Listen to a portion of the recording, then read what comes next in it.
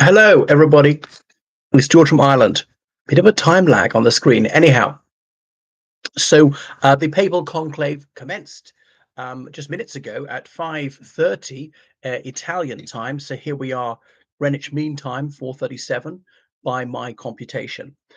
So the cardinals are staying in Casa Santa Marta, but they're meeting in the Sistine Chapel, just off the St. Peter's Basilica in Rome, the one that's usually open to public, where Michelangelo famously executed those murals and indeed the ceiling paintings, which are, the envy of the world, absolutely magnificent and unsurpassed.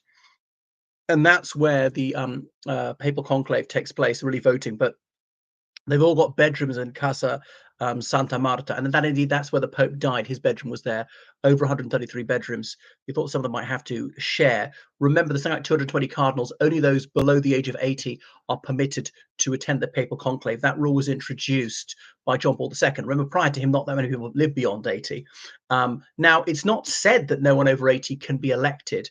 I'm not sure that anybody has. Now, the late Pope Francis, he was at the age of 76. I don't think he was quite the oldest pope ever elected. Leo the 13th, is that right? He lived on till the age of 93, dying in 1903, if memory serves, and he's the oldest ever pope.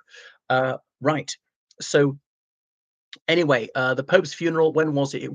He died on a Monday, if memory serves. His funeral was on a Saturday. It's now the 7th of May. So remember, the papal conclave can start 15 days minimum after the Pope's death. It could be up to 20 days. In the old days, it had to be months to allow cardinals from Northern Europe to travel over the Alps, particularly if it was in winter.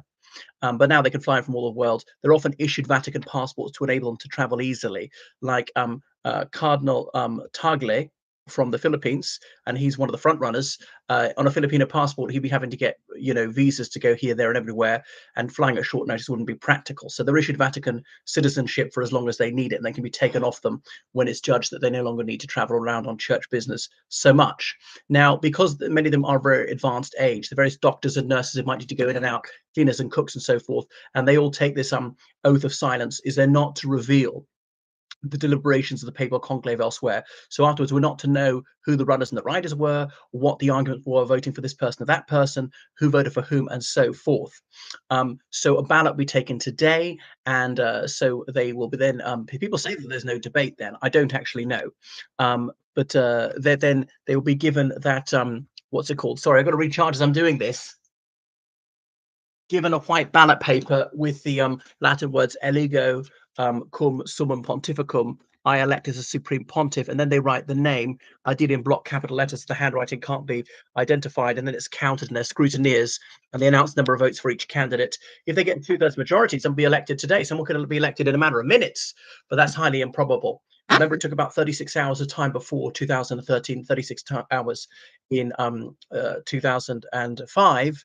The October 1978, that conclave, about 5 days, was at 3 days in August 1978. Cast my mind back to when Paul VI was elected in 1963. I don't remember. The one that elected Pius XII, that was the shortest ever. Was it like the second ballot or something there in March 1939? So so that's it. Now, after the Pope's funeral, they were socializing, they're having dinner, and people said there was lobbying going on. So maybe it was almost decided then. We don't know. But so it's called a conclave cum clave, as in with the key, locked in, only allowed out in the case of a fire or medical emergency, to be no contact with the outside world except about the necessities, phones taken off, and no books, no computers, no devices and such like. So they can't be swayed by people opining from the exterior. Indeed, they can't be offered inducements, or they can't be threatened with this or that if they don't vote for a said candidate or refrain to vote for another one. They also is to concentrate their minds so that they speed up and they arrive at a decision, because the church is headless. Now, there's the Cardinal Secretary of State, and he was the Prime Minister of the Vatican. There's the Dean of the College of Cardinals, so he's the one who's going to announce it. I remember as a Frenchman last time who suffered from some neurological condition, and up to two ballots in the morning, two ballots in the afternoon. They pause for prayer, believing the Holy Spirit will guide them aright to make the right decision. But we know they sometimes haven't. Remember, in the Dark Ages, there's the pornocracy, not pornography, pornocracy, as in ruler prostitutes, as in somehow courtesans were overly influential. Well, in the papacy, they would have no influence whatsoever, I suppose. But you know, Jesus welcomed them, forgave them. This woman who washed his feet with her hair. Right. So now the Vatican tailors will have run up 3 papal white cassocks, and when somebody is elected, then he'll be asked, "You accept the what is it? The election, the pontifical election as conclave, well, the conclave election as pontiff or whatever." And if he says yes, then that's it. Then he's robed in the room of tears. Okay, what do they call it? La sala delle lacrime, because some have been reduced to tears because they're just overwhelmed by the awe-striking significance of rising to the highest office in the Roman Catholic Church. Is somebody's life's ambition, his dream come true. But speaking to one of people say, what is her life's ambition? To be a surgeon. Okay, and so you might be awestruck the day you get that. The trouble is you can see that coming. You keep passing exams, and this you might not really not have a good idea it's going to happen until minutes beforehand.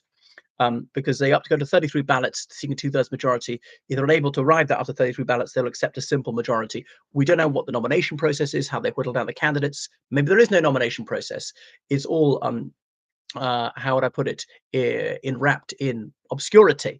Now, rumors always leak out. The veracity of these cannot be confirmed nor disconfirmed, but tongues wag, and maybe journalists, frankly, make it up. Because if you break your oath and reveal what went on at the conclave, it's automatic excommunication. But that doesn't stop a lot of people. Anyone who's involved in abortion for any reason other than, say, the mother's life, he or she is automatically excommunicated. And I mean, I know some people have done this, and it hasn't held them back. I mean, they've still have the temerity to go to church despite their impenitence.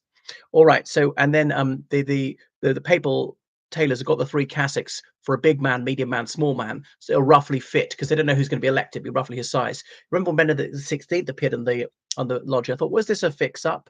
Did they know who it was going to be? How come it fitted so well? So this was just a sham. They'd already decided, because how did the tailors have time to make his cassock? And that's when it came out. Slipping on the red leather shoes. I think it's meant red, indicative of the blood of martyrs.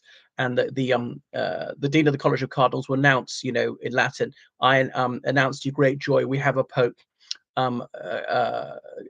Lord, and then name, Cardinal of the Holy Roman Church, whatever his name is, who takes to himself the name, whatever it is, and then the ordinal number, as in first, second, third, fourth, whatever, depending on how the popes have that name. Well, actually, the first, there's no ordinal. Like Francis had no ordinal, since no other pope had ever been named Francis.